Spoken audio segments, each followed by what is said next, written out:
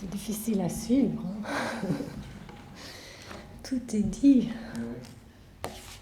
Je suis plus très convaincue de mon commentaire maintenant. Bon. Donc il s'agit d'un commentaire, tout simplement. Merci Alejandro pour cette très belle et subtile évocation de Marelle de Cortázar, de nous rappeler ce que c'est qu'un amour suspendu à un temps manqué,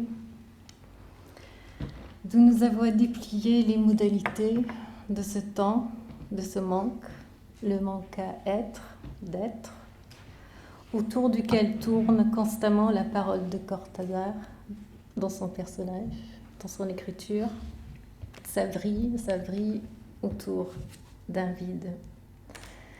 Merci surtout de nous avoir fait partager la beauté extrême de cette écriture, qui est constamment engagée dans sa propre chute brutale vers la désillusion, dirais-je. Et c'est douloureux de lire ce roman. Ne nous quitte pas. La beauté de cette écriture ne nous quitte pas. Alors je vais commencer par là, avant de passer à d'autres questions d'amour, d'éloignement, d'oubli, du regard, puisque toute ta communication, me semble-t-il, souligne ce fait dans son mode d'être, dans sa force citationnelle, sa réserve, réticence, sa pudeur diagnostique, ce fait qui m'intéresse avant tout et que je rappelle au séminaire Babylone avec l'insistance qui est la mienne, cette spécificité irréductible de l'écriture. Ce qui fait qu'on n'en parle pas comme d'un cas clinique, ou mieux, ce qui nous fait parler autrement des cas cliniques. Puisque nous sommes en Amérique latine, dans les mots de Roberto Bolano, la vérité littéraire est ce qui sort de cette chose qu'on ne raconte pas à son psychanalyste. Ce qui ne veut pas dire que la séance d'analyse n'a pas sa propre vérité d'écriture. Je pense qu'elle l'a, qu'il s'y écrit quelque chose qui n'est pas de l'ordre de tout dire. Or, d'où vient la beauté de cette écriture de Cortázar? Qu'est-ce qu'on y entend? Il y a eu un moment, je te l'ai dit, où je me désespérais de lire ce roman, du moins de le lire en tant qu'histoire d'amour. Il est très difficile pour une femme, et sans doute pour un homme, de supporter ce que tu as appelé l'immense besoin et le besoin intolérable d'Olivera pour la Sibylle, qui fait qu'il ne peut pas se passer d'elle et en même temps qu'il n'en supporte pas la proximité. Car le désir de cette proximité est absolu et terrifiant. Au moment où je n'en pouvais plus, j'ai commencé à en écouter des extraits lus par Cortázar lui-même sur le YouTube. D'abord, l'écriture est d'une musicalité étonnante, à couper le souffle, poétique, porteuse, très woolfienne, je trouve finalement. On oublie le sens pour n'en garder que la sonorité, le mouvement, le rythme. Et je suis tombée sur cet extrait, aussi très woolfien. Il y a des bribes, des élans, des morceaux, et tout cela cherche une forme. Alors entre en jeu le rythme, et j'écris dans ce rythme. C'est lui qui me fait écrire, qui me pousse, et non pas ce qu'on appelle la pensée et qui fait la prose littéraire ou autre. Ce balancement, ce swing dans lequel la matière confuse prend forme est pour moi l'unique preuve de sa nécessité. Car à peine a-t-il cessé, je comprends que je n'ai plus rien à dire. C'est un extrait de la partie essai, je pense, où le narrateur prend d'appui sur des frères d'âme dont le rythme, tel Dino Lipardi, le pianiste roumain, n'est-ce pas, qui est mort l'année où sont censés avoir lieu les événements du texte, et Ungaretti, le poète italien, qui est cité en épigraphe un peu plus tôt, dans une citation que je traduirai, « Mon supplice est quand je ne me crois pas en harmonie ». Il ne faudrait pas négliger qu'écrire ainsi, suspendu à la menace d'une perte de sens, le plus rien à dire, est écrire sur la crête d'une vague, comme dirait Woolf, et l'engage à aller vers l'arrière-mémoire, comme tu nous as si bien montré. Cette arrière-mémoire silencieuse est informe. L'exigence qui sous-tend cette écriture est bien celle d'un relancement perpétuel. C'est le prendre forme à partir de rien qui est fondamental, et ça rappelle tout le passage que tu as cité, sans doute le plus beau du roman, Je touche ta bouche. Où c'est, comme tu as dit, et comme nous avons dit lorsqu'on discutait de Roméo et Juliette, contre ce fond, comme s'il fallait constamment retrouver cette qualité de la toute première fois. L'idée de nommer de nouveau, de faire naître un visage de sa main comme on fait naître des mots de sa bouche, et que Cortázar décompose si merveilleusement à ses éléments originaires.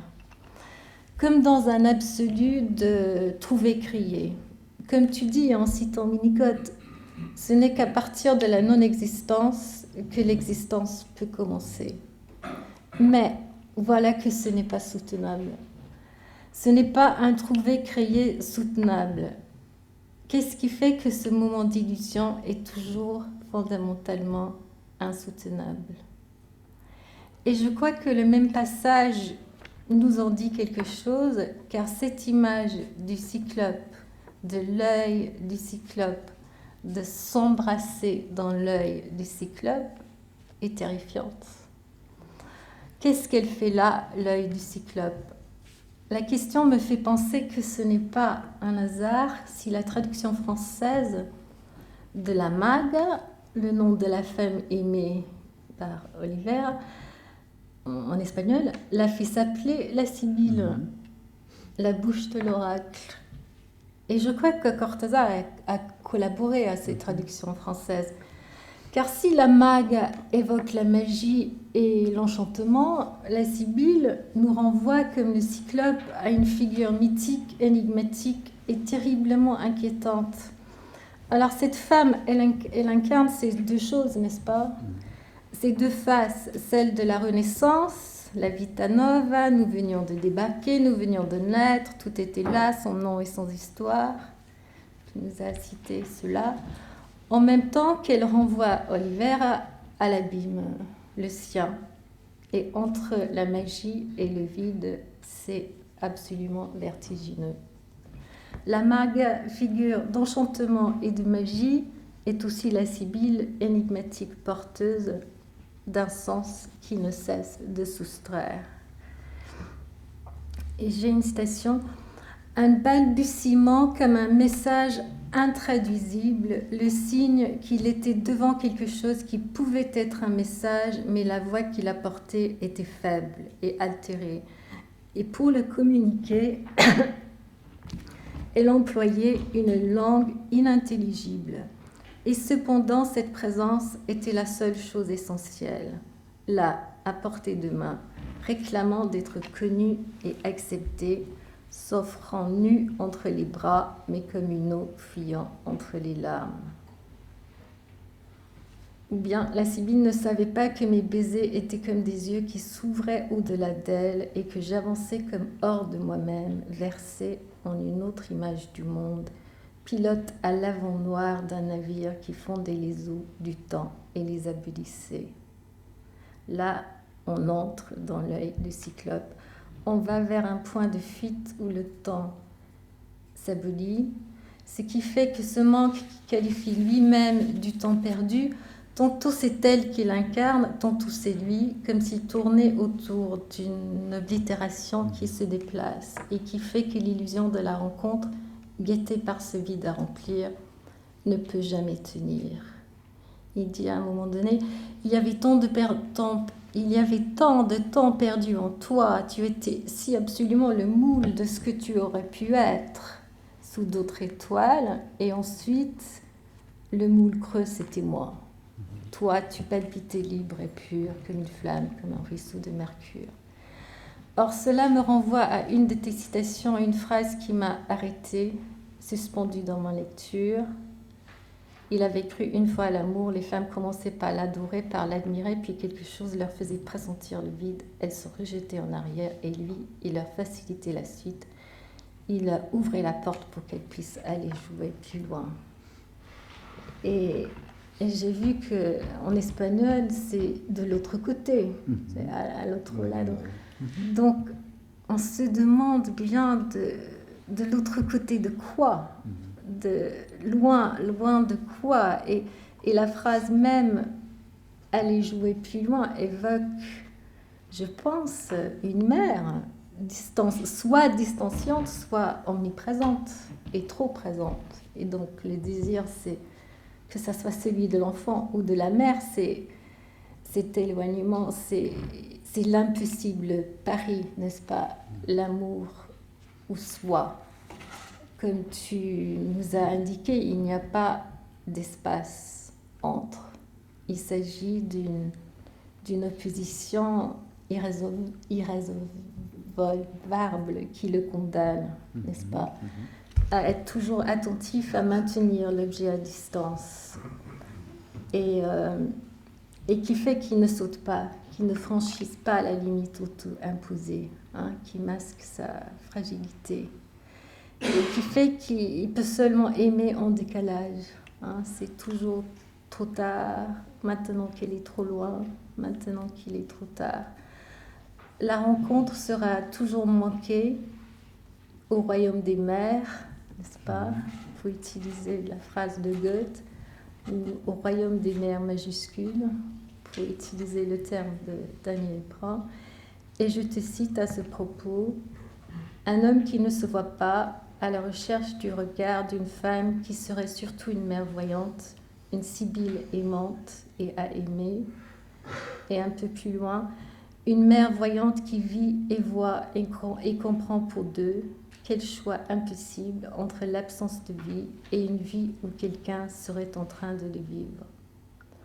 Et toute la signifiance mythique de la sibylle et du cyclope m'a fait penser à un mot de Winnicott dans La crainte de l'effondrement, un mot d'origine mythique qui ne qualifie pas, dont l'usage m'a intriguée et qu'il utilise pour qualifier ce qui dans l'environnement pourrait arriver de pire dans la vie d'un bébé.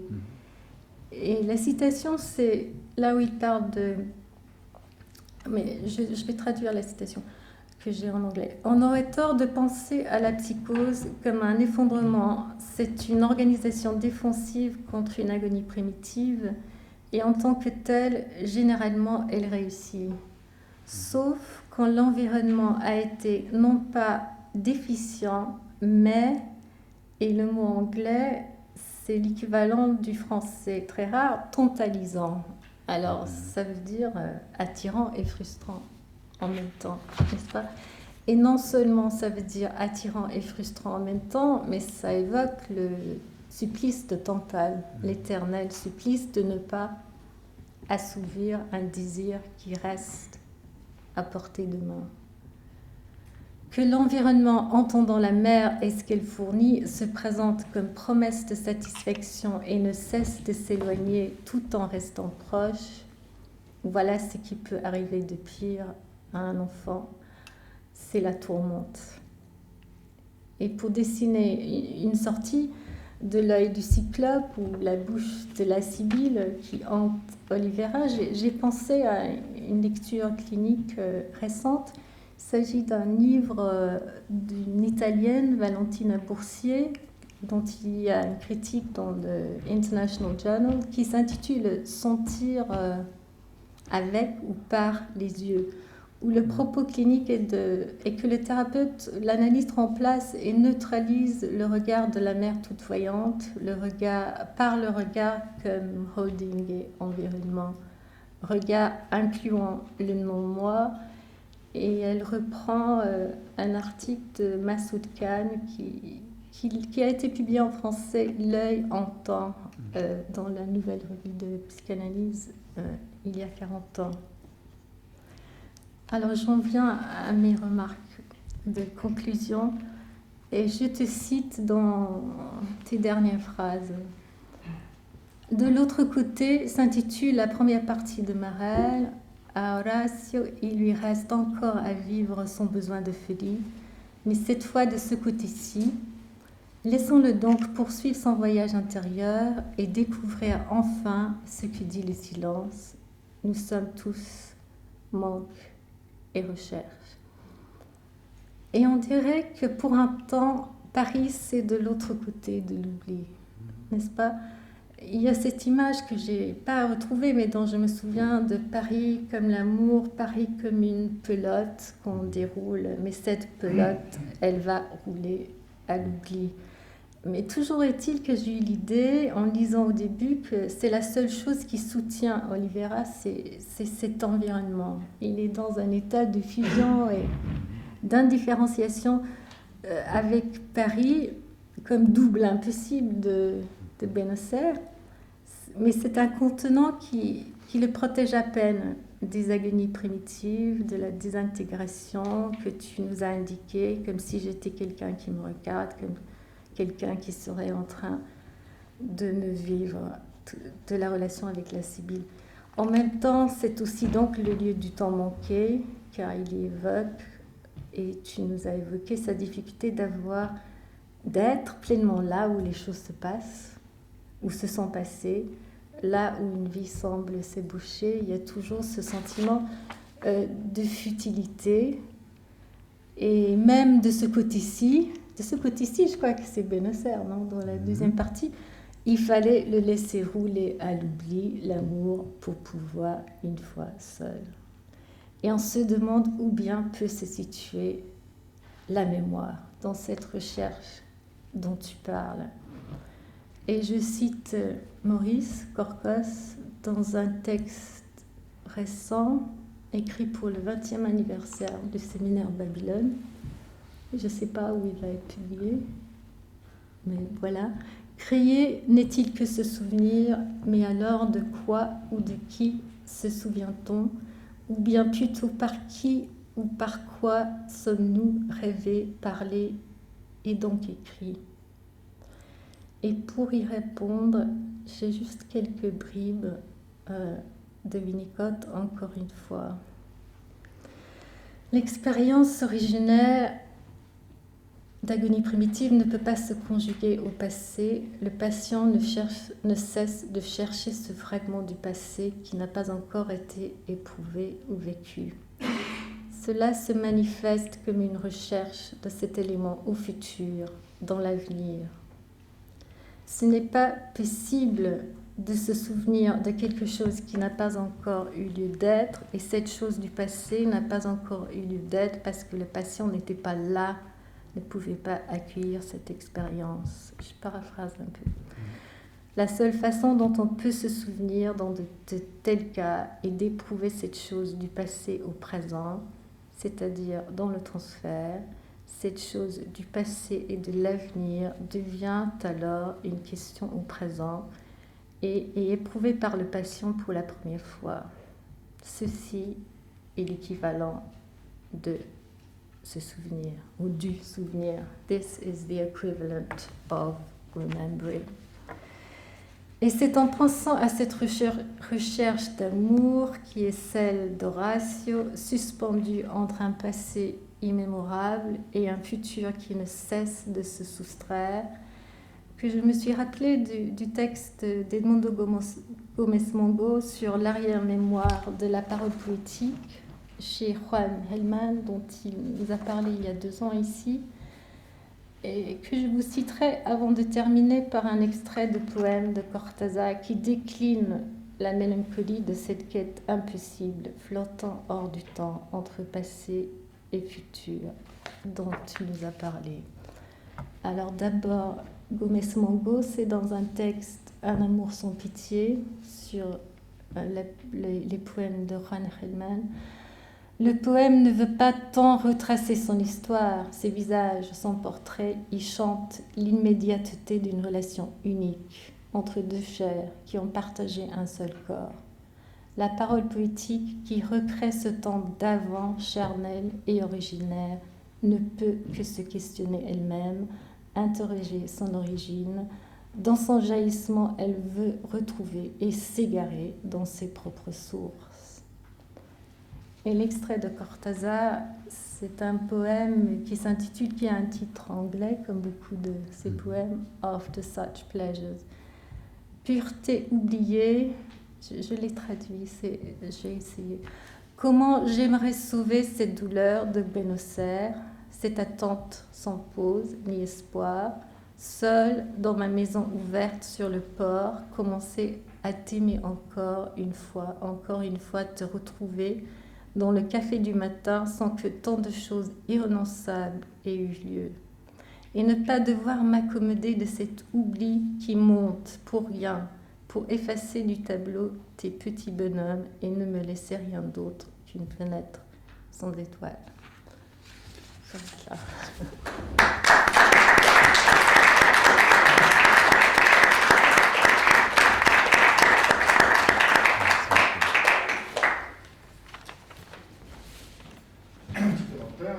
La discussion est ouverte.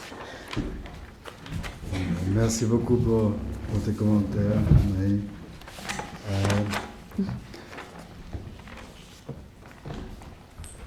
Oui, je crois. Moi, je me suis posé la question sur la traduction. C'est vrai que Cortázar a été très, très présent dans la traduction en français de Rajuel, de Marel. Et je me suis toujours posé la question sur pourquoi la Sibylle. Et je suis tout à fait d'accord avec ce que tu soulignais, c'est que c'est l'autre visage que l'on trouve à la mague, qui serait plus traduite comme la magicienne, disons. Je crois que ça devient beaucoup plus explicite, ce côté, en la nommant la Sibylle. Bien sûr. Et l'autre côté devient beaucoup plus explicite quand elle est appelée la Magamega. En fait, les deux... C'est dommage, non? Oui, je crois que c'est dommage, mais c'est dommage un petit peu dans les deux sens. Oui, Donc que la Maga laisse plus découvrir petit à petit ce côté effectivement absolu et que j'ai essayé de souligner en parlant de la puissance qui lui est attribuée et de sa possibilité de regarder et de vivre pour deux. Tout le texte, j'ai essayé de le construire autour justement de ce qui serait resté en suspens, d'une expérience qui n'en était pas une, comme dans ce dont parle Winnicott, dans la crainte de l'effondrement. En voulant, disons, souligner quelque chose qui m'intéresse beaucoup dans la vie et dans la clinique, à savoir comment aborder le territoire de la perte de ce qu'on n'a pas eu, de la perte de ce qu'on n'a pas vécu, de la perte de quelque chose qui n'est pas arrivé, de quelque chose qui n'a pas pu exister, mais aurait pu, c'est-à-dire qui est resté dans le terrain du potentiel. Et je trouve que certaines expériences d'amour font justement ressurgir tout ce côté qui est resté comme ça en suspens depuis le début des temps. Et c'est assez dangereux. Très dangereux. C'est très dangereux, oui, tout à fait. Je crois, et je pense par exemple la clinique de l'adolescence, je crois qu'elle nous confronte très, très souvent, disons, lorsqu'il y a ces ruptures, des relations affectives dont tout est attendu, disons, la vie entière. Et je crois que c'est différent d'essayer de l'aborder sous cet angle. Il me semble que ça donne quelque chose à l'expérience même de l'Hilflosigkeit, du helplessness dont parle Winnicott et qui me semble traduit bien ce territoire. Et est-ce que cela t'aide, les lectures comme ça de Cortázar? Ah mais énormément. Oui. Énormément. Moi je trouve qu'une des fonctions extraordinaires, quand tu parlais là des diagnostics, plus le temps passe, plus je trouve que c'est en lisant de la littérature que l'on arrive à mieux travailler en clinique. Disons, je me rends compte que... Et c'est même pas en lisant de nouvelles choses, c'est souvent en relisant, je trouve, des textes qu'on a déjà lus, qui ont été importants lors de notre adolescence. Je pense, pour moi, le cas de Rayuela, c'est comme ça. Je trouve que souvent dans les moments cliniques où j'ai de grandes difficultés pour trouver une façon à donner forme à quelque chose du territoire de l'informe, c'est souvent une référence littéraire qui me vient beaucoup plus que... Je crois que ça s'entend dans ce que tu écris, puisque cette réticence, c'est exactement ça qui donne une ampleur, parce que c'est ça qui est l'élan de ta recherche, n'est-ce pas?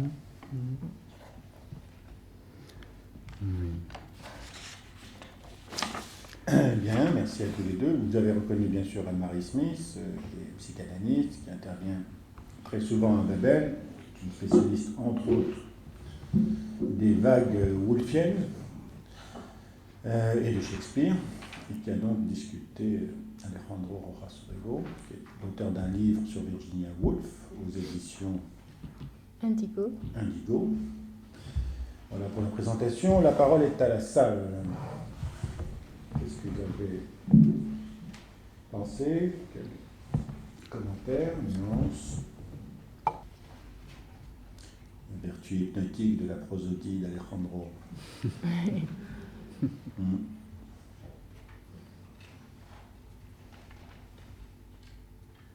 Alors, bon, j'espère que vous allez intervenir, bien sûr, par rapport à ce qui a été évoqué, qui est d'une richesse, d'une densité telle qu'on ne peut pas le reprendre comme ça, comme un tour.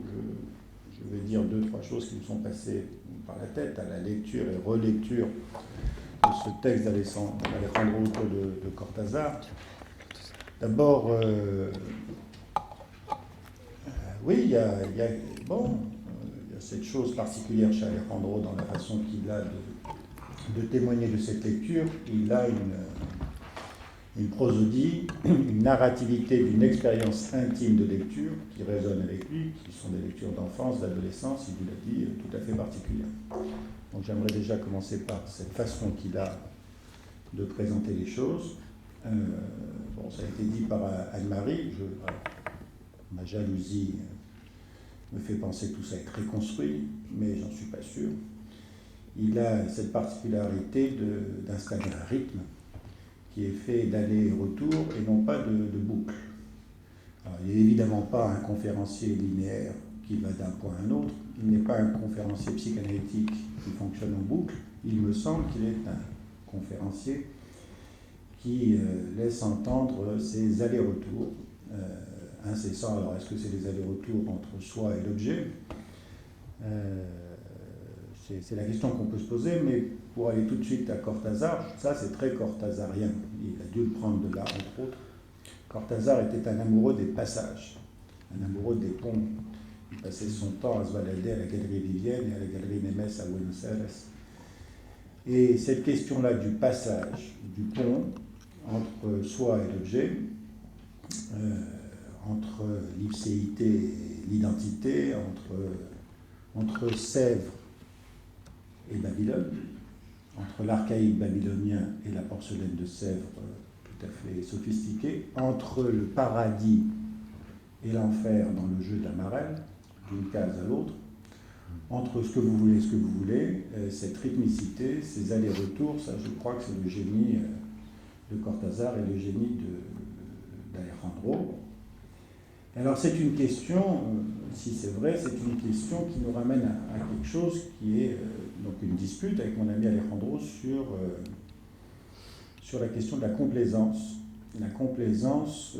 de l'enfant qui a une mère insuffisamment présente, insuffisamment bonne, ou plutôt une mère tantale, c'est-à-dire une mère particulièrement excitante, c'est-à-dire une mère incestuelle et non pas incestueuse, c'est-à-dire une mère qui sollicite l'excitation de son enfant passionnément et qui ensuite le laisse tomber et le laisse avec cette excitation. Cet enfant qui est dans l'helplessness, l'Hilflosigkeit, il est dans l'attente d'une réponse de l'objet qu'il a sollicité et il tombe toujours dans une défaite sans avenir, dans quelque chose qui n'advient pas. Je crois que cet enfant finit par être complaisant, c'est un mauvais mot parce que c'est névrotique, attaché au passage, attaché à l'aller-retour. Que ce gosse, oui, s'amuse en effet à collectionner les femmes, et Dieu seul sait si Cortázar en a collectionné, pour d'abord et avant tout les laisser partir. Ce qu'il aime, c'est qu'elle puisse s'en aller. Ce qu'il aime, c'est d'être dans l'aller-retour.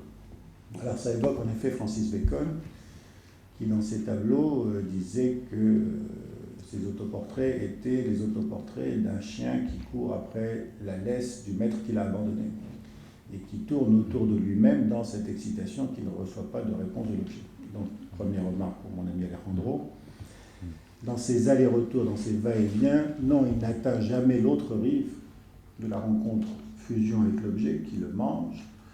Non, il ne reste pas sur la rive du narcissisme et qui serait la même chose que ses parents irréprochables qui n'ont jamais osé rencontrer l'autre au risque de s'y perdre.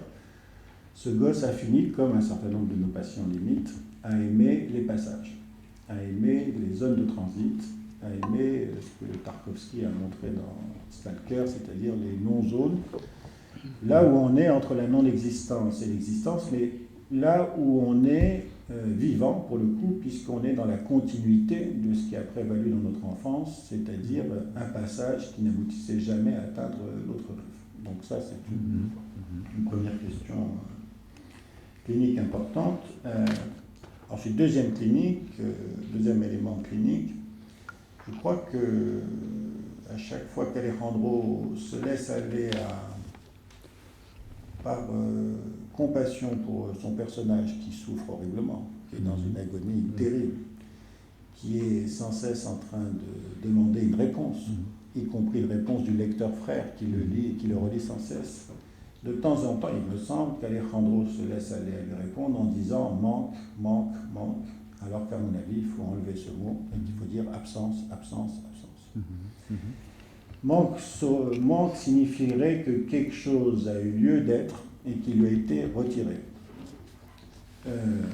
Absence signifie que quelque chose n'a pas eu lieu d'être et que l'absence de l'objet a généré une absence en soi, la fameuse absence en soi, et aussi une forme d'amour en soi, et que donc cette absence en soi n'est pas le manque de quelque chose, c'est en effet le centre absent, ou l'absence de centre, comme on veut, et qu'on finit par être attaché à ce vide intérieur, puisque c'est le seul témoignage de l'objet. On le voit malheureusement en clinique avec ses patients, plus ça va, moins ça va, plus ça va avec eux, plus on est présent, plus on existe, et moins ils le supportent, et plus ils reprennent les passages à l'acte, et plus ils nous obligent à être absents, parce que c'est de ça dont ils ont besoin, c'est qu'ils puissent exister dans la présence de notre absence. Donc c'est la question du manque et de l'absence. Alors bon, évidemment, je crois que tu as raison, tout écrivain l'écrivain n'est jamais aussi malade. Enfin, l'écrivain est malade dans son écriture et en général, il est moins malade dans sa vie. L'obsessionnel se rêve mélancolique. Donc je crois qu'en effet, Cortázar a souffert de manque, plus d'absence, même s'il doit y avoir des noyaux d'absence qui ont créé des noyaux de douleur dans certaines dimensions. Alors, puisque je parle de maladie, il y a quand même quelque chose chez Julio Cortázar qui est effarant. Bon, c'est un des aspects de Babel qui essaie de croiser la biographie de l'auteur et celle de son œuvre. Il y a quelque chose qui est effarant, c'est que, bon, ça a été dit par Alejandro, il y a très tôt un attachement, un amour des mots, avec l'idée essentielle pour Cortázar que le mot dit plus que la chose, que le mot chaise dit plus que ce que n'est une chaise. Donc il est obligé, c'est ça sa maladie, et qui fait qu'il est un grand écrivain, donc il n'y a pas besoin d'être envieux. Il est extrêmement malade, il n'arrive pas, enfant, à pouvoir éprouver, endurer ce qu'est une chaise. Il a besoin tout de suite de construire le mot chaise, le signifiant chaise, et il y trouve beaucoup plus de tessiture que dans la réalité de la chaise. Bon. Et bien en amour, ça va être la même chose pour lui, puisqu'il va être profondément amoureux de cette première femme, extrêmement profondément amoureux, passionnellement amoureux, et qu'elle va mourir, et que sa meilleure littérature a été pendant ce temps où il était avec cette femme. Il était décrit comme extrêmement malheureux dans la vie et comme extrêmement prolifique et créatif dans son œuvre. Et puis cette femme meurt et il rencontre une autre femme, et on ne l'a jamais vu aussi heureux de sa vie, avec cette autre femme. Et son œuvre, l'œuvre de la fin, n'a pas la hauteur de celle... Bon, ce qui doit nous en dire long sur les investissements et la nécessité pour lui, impérieusement, de ne pouvoir créer que dans la douleur, et pas dans la futilité qui confirme l'absurde. Dernier point, ce qu'a dit Anne-Marie Smith sur ce qu'évoquait Winnicott dans la crainte d'un effondrement, c'est-à-dire de ce passé qui n'a pas eu lieu d'être, et ce gosse qui quête incessamment le retour de ce passé qui n'a pas eu lieu d'être. Et que la solution que nous donne Cortázar et d'autres est dans la création artistique. Il est probablement possible, dans une illusion bien sûr consentie, de pouvoir atteindre ce passé qui n'a pas eu lieu d'être, cette chose qui n'a pas abouti à une création, dans la création artistique. Alors Cortázar le dit magnifiquement bien dans une de ses nouvelles, celle où il évoque le trompettiste Charlie Parker. Quand Charlie Parker, The Bird, jouait de la trompette et qu'il était enfin, que le morceau était particulièrement bien joué, qu'il était transcendant, qu'il atteignait des niveaux incommensurables, et qu'on lui disait mais d'où il a été chercher ça, il répondait ça je l'ai joué demain. Ça c'est le retour du passé dans la projection du futur à partir de la création. C'est-à-dire qu'il faut qu'il y ait une création confrontée à ce néant qui est ce passé qui n'a pas eu lieu d'être, pour pouvoir espérer, dans une illusion consentie, retrouver cet objet qui n'a jamais eu lieu d'être. Bon, voilà les quelques remarques, mon cher Alejandro. On va pas recommencer. Bon, la nouvelle dont parle Maurice s'appelle L'homme à l'affût, dans la traduction française. Et ce qu'il disait, c'est ce morceau, je l'ai déjà joué demain. Je l'ai déjà fait. Et c'est là qu'il bloquait et qu'il ne pouvait plus poursuivre. Oui, bon, il y a plein de choses. C'est vrai qu'on a eu des discussions sur l'histoire du manque et de l'absence. Moi, je trouve que l'absence n'est pas un bon mot, là, non plus. Je suis d'accord que le mot de manque n'est pas très bien, mais absence non plus, parce que je pense que l'absence, comme le signalait Green, est une présence potentielle, toujours. Et moi, dans ce que j'essaye de souligner, c'est que ça peut être le cas, mais ça peut ne pas être le cas.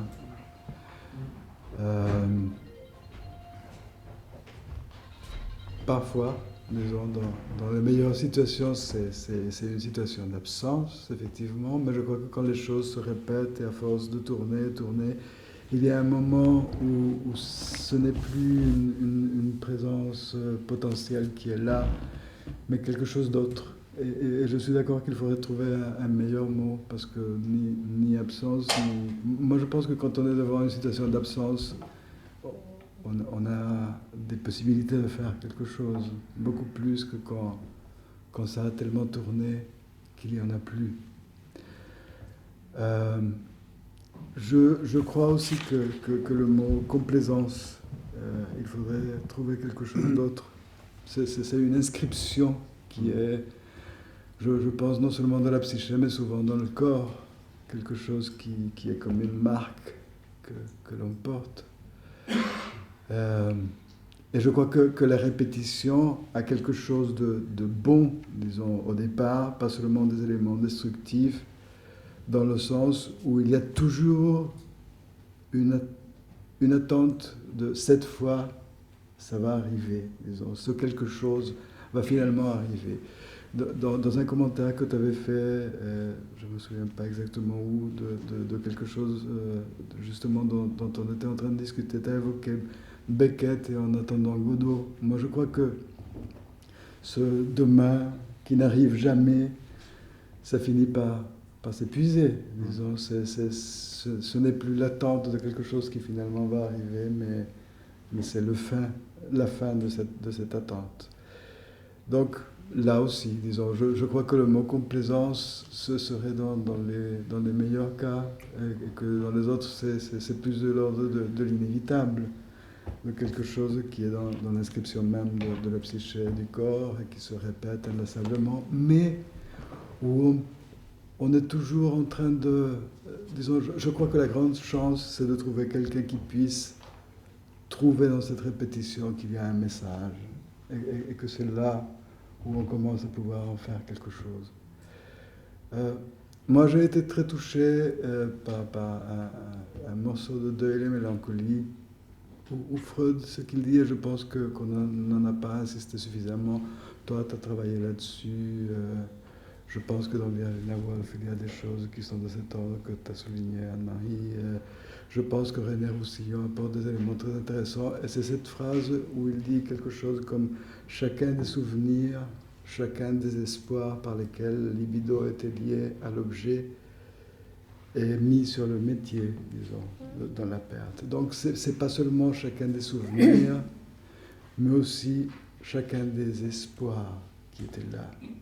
Et je pense que quand il parle des espoirs qui étaient là, c'est pas seulement ce qu'on a eu, c'est ce qu'on allait avoir.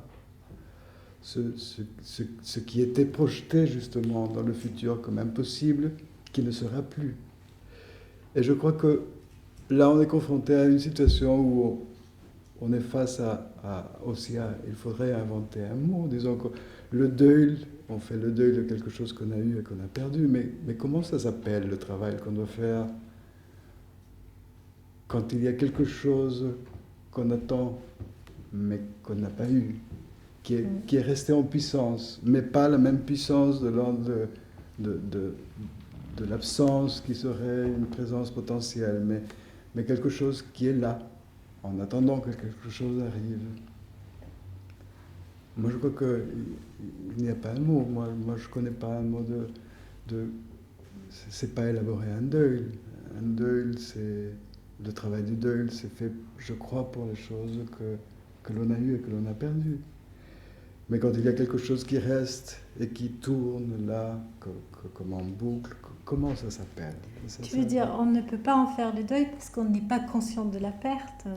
Pas obligatoirement. Disons, moi, je crois qu'on la met toujours dans le futur. Je crois que voilà. Winnicott, justement, ce dont il parle, c'est quelque chose qui est toujours projeté en avant, alors que c'est quelque chose qui ne s'est pas réalisé. C'est quelque chose d'anachronique. C'est l'anachronique de Fédida, en fait. Ouais. Tout à fait. Oui, mais je crois que l'helplessness, l'hypnosigkeit, la terreur sans nom, le désaide, le désemparement, tous ces mots barbares pour dire ce qu'est cette agonie, témoignent bien du fait qu'on essaye de cerner la question de l'expérience de quelque chose qui n'a pas eu lieu d'être et de rester dans une quête incessante qu'elle arrive sans qu'elle vienne en étant n'importe. Je crois, alors là on revient à la clinique par rapport à la littérature, je crois qu'un certain nombre des patients, la grande majorité, résolvent le problème de cet éprouvé en investissant le désaide, le désemparement, l'absence de l'objet, les berges de l'absence de l'objet, investissent la mère dépressive et perverse, etc. etc. Donc, la réalité, c'est ça, c'est l'absence de réponse, et la symptomatologie et le témoignage sans cesse de reprendre les conditions d'une absence de réponse. C'est pour ça qu'il passe son temps à faire en sorte qu'elle s'en aille. Et c'est pas qu'il aime particulièrement ça, mais c'est qu'il éprouve le besoin de rester dans la continuité de cette séparation. Il y a quelque chose d'une certaine pervertisation de cet amour passionnel que de vouloir rééprouver ce qui a été l'objet de la première présence, c'est-à-dire une absence, ou en tout cas un départ. Donc tu as raison, comment appeler ce travail? Peut-être qu'il n'y a même pas de possibilité de travail, et si ce n'est la résolution de cette question en investissant l'absence. En investissant, alors au risque bien sûr d'une implosion ou au risque d'une pervertisation. C'est-à-dire de créer de manière itérative les conditions de l'absence. Finir par aimer l'absence. Qui est la seule continuité connue, voilà. C'est cette discontinuité. Bien sûr, que le bonheur ne les intéresse pas particulièrement, ça les ennuie même profondément. Et que c'est ça qu'il faut, pour éviter l'explosion de l'identité, être dans une continuité avec ce qui est prévalu, même si justement c'est qu'il n'y avait rien, pas grand-chose, des noyaux d'absence. On est en train de rendre les choses cohérentes en disant absence. Non, il y a des noyaux de douleur, des noyaux d'absence dans certaines dimensions, avec des berges plus ou moins fractueuses, etc. Mais Winnicott, il ne dit pas comment appeler ce travail, il dit comment le conjuguer. Oui. C'est ça la question. Dans quel temps? Et c'est ça la réponse qu'il apporte à ça. Il ne donne pas de nom, mais il dit le patient ne peut pas se souvenir parce que cette chose dont il ne se souvient pas, il ne peut pas la mettre au passé. Et le travail, c'est ça. C'est que ça occupe le temps passé. Mais d'abord, ça doit occuper le présent. Oui. Mais bon, pour rebondir encore avec ce qu'a dit Alejandro, le témoignage de Cortázar de cette impossibilité de travail, c'est la fabuleuse phrase « J'aimerais tant qu'il pleuve là-dedans, une bonne fois pour toutes, la vraie dépression, là, qu'on puisse se purger, que ça sorte, que ça sent la terre des choses vivantes. » Le désespoir, là, et que ça ne puisse même pas aboutir à cette dimension-là, pour s'expurger de ça. C'est un peu une digression, mais ça rappelle la situation clinique des gens qui sont face à la disparition d'un être proche dans un accident et qui n'ont pas la certitude qu'il soit mort ou qu'il va revenir ou qu'il ne va pas revenir. Et toute cette période dans laquelle vont faire le deuil sans faire le deuil parce qu'il n'y a pas de motif de le faire et qu'ils ne vont attendre que des petits témoignages ou des petits aspects matériels qui va enfin faire que quelque chose va pouvoir, je dirais, s'élaborer et par rapport à la douleur qu'ils peuvent avoir exprimée pendant un temps, je trouve extrêmement prolongé par rapport à la deuil classique. Absolument. Il y a une nouvelle de Cortázar magnifique qui va dans ce sens-là, mais où il rajoute encore quelque chose de supplémentaire qui fait le fantastique de Cortázar et dont je dis que la création de Cortázar naît de cette absence. Que le miracle de Cortázar, c'est de créer contre cette absence. Et ça, je ne sais pas comment il y arrive, comment il ne se laisse pas refroidir, geler, inhiber totalement par cette absence, mais qu'à partir de ce noyau d'absence, ce noyau de douleur, il crée. Et la nouvelle qui me fait penser à ce que vous dites, c'est une femme au téléphone qui a été quittée par son mari, qui l'appelle au téléphone et qui lui demande des explications sur pourquoi il l'a quittée, au téléphone entre Paris et Buenos Aires. Et donc la communication s'arrête et après quelqu'un lui dit que son mari est mort la veille. C'est ça le télescopage des temps entre passé et futur. Lorsque le passé n'a pas eu lieu d'être, il se projette de manière itérative dans le futur. Ça, je l'ai déjà joué demain. Et avec les morts là, brutaux, on ne sait jamais si on leur a tout dit ou pas tout dit, et quand est-ce que c'est trop tard ou pas. Et on est dans une confusion, on a le sentiment qu'il reste encore quelques jours, on pourrait leur dire, bon, il y a une zone comme ça de transit. Oui. Moi, ça me rappelait aussi les patients qui arrivent à la tentative de suicide et qui sont un petit peu dans une zone justement où ils se sont retirés, je trouve, du sentir et du bâtir. Ils regardent un petit peu la réalité à travers un écran, quelque part, un peu entre les deux berges.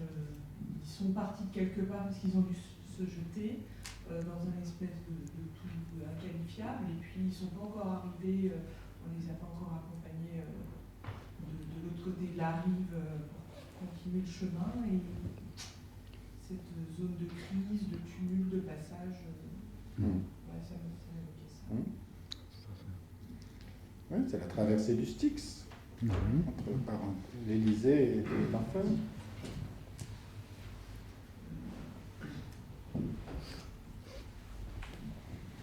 Je voulais juste vous soumettre un mot peut-être à votre sagacité pour absence, manque, vie d'intérieur. Moi, le mot qui m'est venu, en fait, parce que j'ai été une élève appliquée, j'ai lu aussi la bibliographie que vous aviez proposée, notamment à Porte condamnée. Et c'était le mot béance. Je trouvais qu'il y avait là à la fois ce vide, cette étrangeté, le côté bouche, les berges, le passage, et aussi ce vide qui apparaissait. poétique. Bien sûr. Ici. C'est très intéressant. Oui. Alors Pérec aurait dit peut-être sans solution de continuité. Sans solution de continuité. Voilà, sans solution de continuité.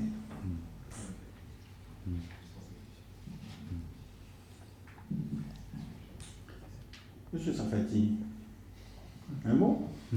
Sans solution de continuité, ça me laisse dans une abîme de réflexion.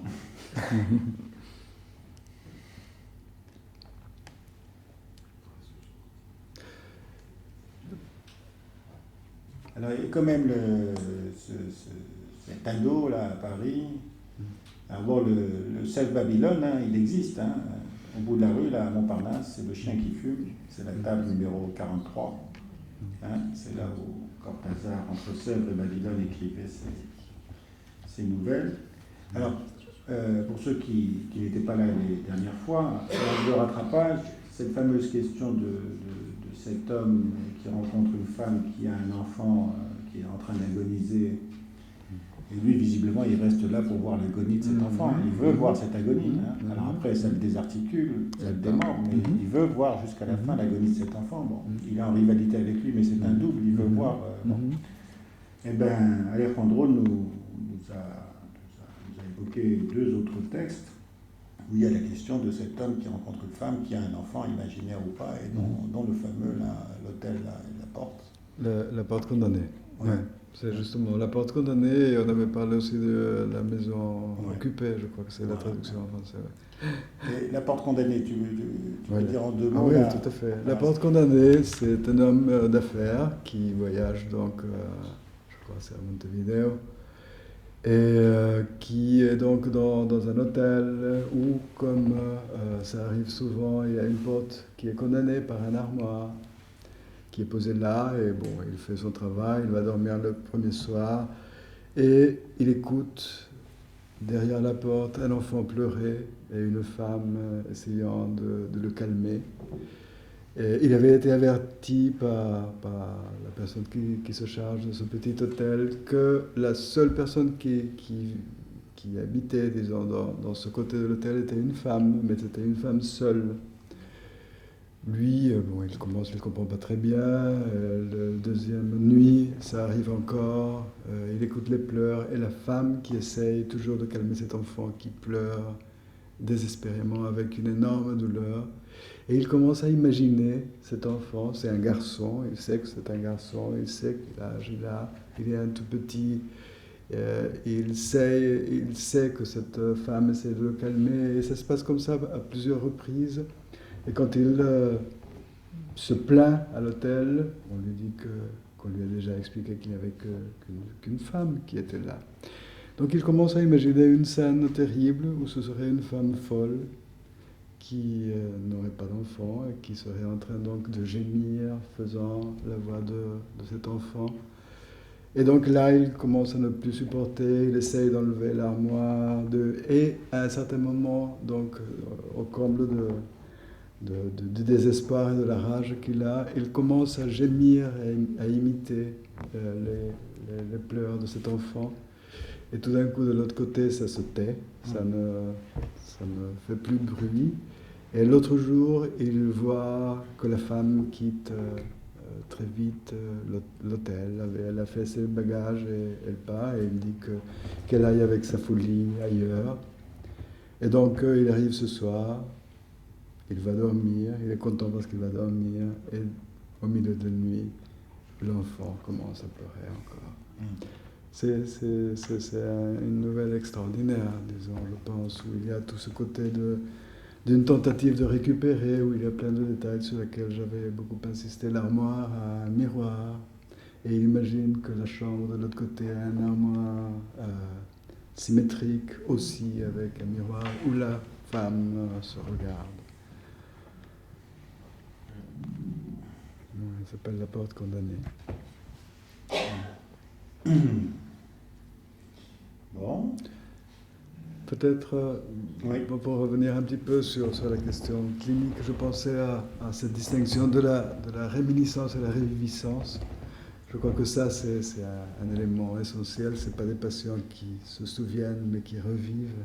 Je crois que Ça, c'est un élément très important. Et j'avais amené un texte lors d'une discussion récente de l'intervention de Maurice sur Madonna comme Bambino. Un texte que j'ai évoqué, certains passages là dans ce que je viens de vous lire. Et c'est un texte d'Octavio Paz qui, je pense, est très intéressant pour ce qui est discuté. Il parle de son premier souvenir d'enfance où il voit un enfant pleurer sans fin. Et il dit qu'il le voit du dehors. Et il raconte la lumière qui entrait dans la pièce. Il revit plein de moments et il dit la chose suivante, je vais vous lire.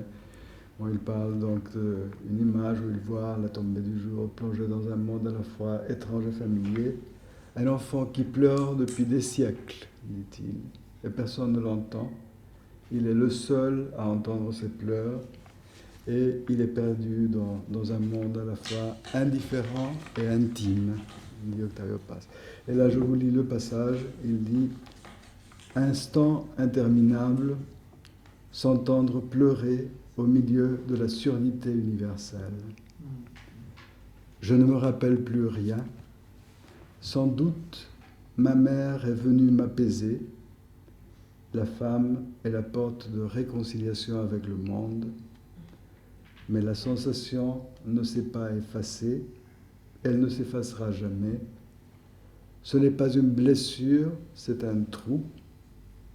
Si je pense à moi, je le touche. Si je me palpe, je le palpe. Toujours étranger et toujours présent, il ne me laisse jamais. Présence sans corps, muet, invisible, témoin perpétuel de ma vie.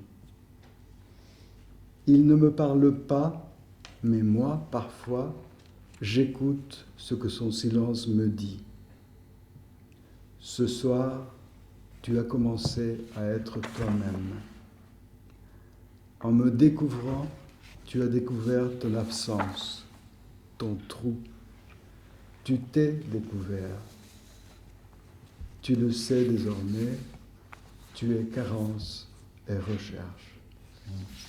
Oui. C'est du Winnicott. En plus beau. Une fois que Winnicott est un poète. Et ça, alors, quel rapport ça a fait... avec le... Ça, c'est peut-être pas... Quel rapport ça a tout ça avec le tango? Hein? Là, je ne saurais pas. Je sais pas. Est-ce qu'il y a... Ça se danse, ça s'explique pas. C'est vrai. Ça se sent. Ça se sent. Une question comme ça, un petit peu. Ça se pense pas.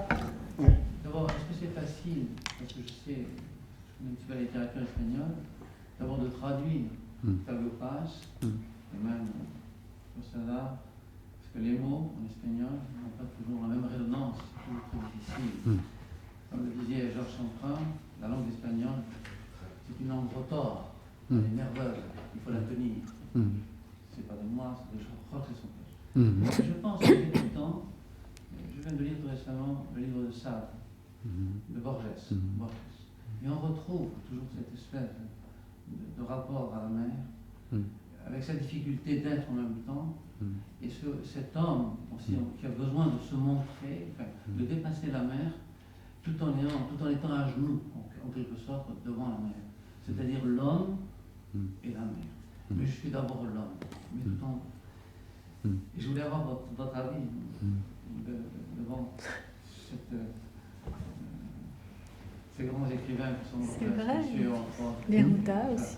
Il y a quelque chose, un passage, c'est-à-dire que, comme disait tout à l'heure Maurice Rousseau, à la fois il y a une absence, mais en même temps cette absence, on a l'impression qu'elle est tellement absente, qu'il y a une telle présence.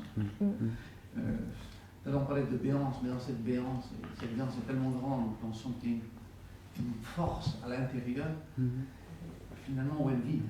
Une question que j'avais posée comme ça. Peut-être qu'elle est mal posée par nous. Écoutez, bon, merci de...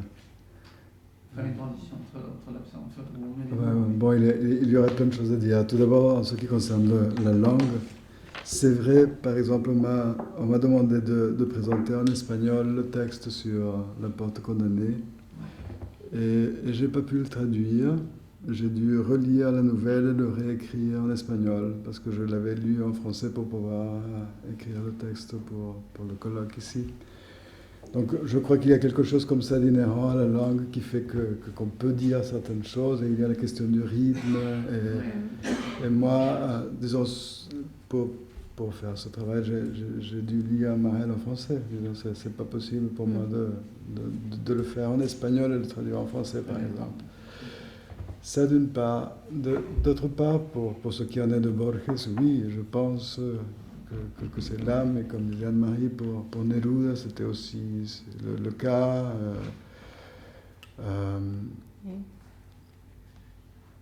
Oui. Je veux dire, pour nous, à la fois, toujours cette violence dans le rapport avec l'autre, avec la mère, presque destructrice, je veux dire, et en même temps cet amour. Ah oui. Il y a toujours cette espèce de va-et-vient, ce que vous dites avant. Et je ne sais pas, enfin, je n'ai pas d'explication à ça.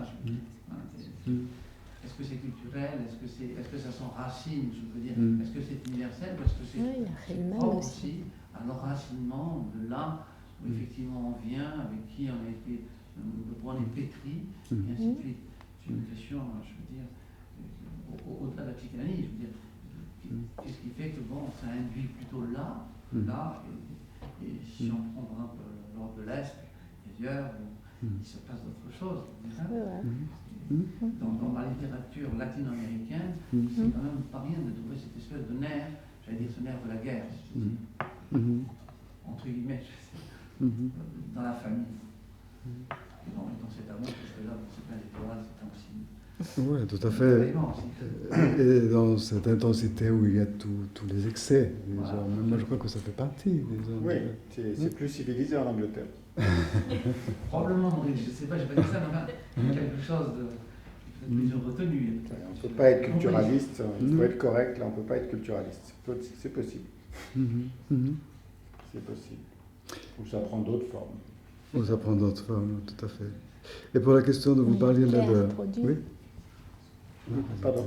La terre produit, comme la mer produit. Et pour ce dont vous parlez tout à l'heure, je me rappelle d'avoir entendu, mais il y a très très longtemps, Paul Denis, qui parlait de l'objet dépressif et le comparait à un trou noir de l'espace qui se présente comme un trou, mais en fait est une concentration tellement grande de masse qu'elle absorbe toute l'énergie et ne laisse rien partir. Et je crois que là, il y a une image très intéressante à penser, disons, la question de l'objet dépressif. On discutait, est-ce un trou noir, est-ce un trou blanc, mais bon, là, il y aurait tant de choses à dire et à penser. Oui. Alors, Paul Denis, dans ce texte, là, l'objet dépressif en suspens, a une autre figure de ce qu'on essaye de dire de cette excitation maternelle du bébé et ensuite l'absence de réponse, c'est la figure du trapèze où le trapéziste se lance en espérant que le trapèze arrive et il est en l'air et il n'arrive pas. Il ne faudrait pas que ça dure trop longtemps quand même. Et bien ça tombe bien, il faut qu'on se sépare, puisque nous avons abouti à 10h30 et qu'après, ici, il ferme. Merci d'être venu malgré le temps. Bravo Alejandro. Bravo Marie. Prochain, Sherlock Holmes, ni plus ni moins. Mais oui, Conan Doyle, Sherlock Holmes. Le mois prochain, vous avez sûrement le programme. Sinon, vous téléphonez à Corinne ici. Merci encore.